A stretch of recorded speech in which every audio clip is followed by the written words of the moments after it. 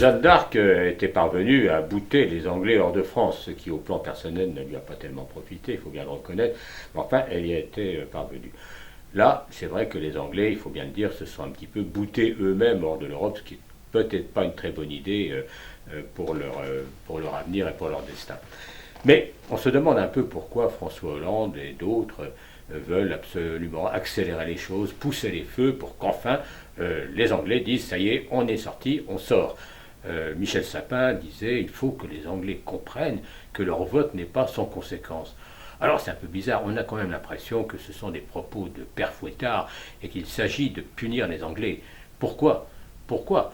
Après tout, ils se sont prononcés démocratiquement et ils ont dit en gros que l'Europe, comme elle fonctionnait, ne leur convenait pas, même si des démagogues ont attisé ce désarroi en jouant du racisme et de la xénophobie. Mais enfin, ce désarroi des Anglais, il existe, comme la plupart des peuples européens qui, à chaque fois qu'on les a consultés, se sont prononcés de manière, je dirais, opposée à cette Europe-là telle qu'elle se construit.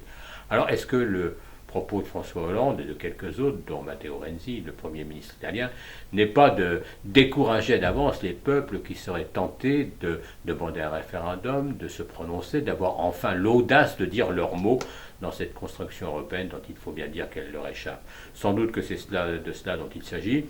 Si c'est ça, eh bien c'est pas un très joli calcul, parce qu'au fond, la question qui est posée, ce n'est pas de savoir si des peuples ou non veulent sortir de l'Europe, c'est est-ce qu'il est possible aujourd'hui de construire une véritable Europe de la coopération, de la discussion, des échanges économiques équilibrés, une Europe qui ne soit pas celle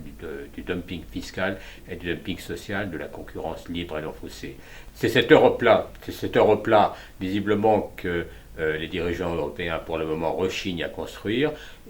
C'est pour celle-là, pourtant, qu'il faudrait prendre du temps, y compris pour discuter avec les Anglais, en se disant que patience et longueur de temps, comme le disait La Fontaine, valent mieux que force ni que rage.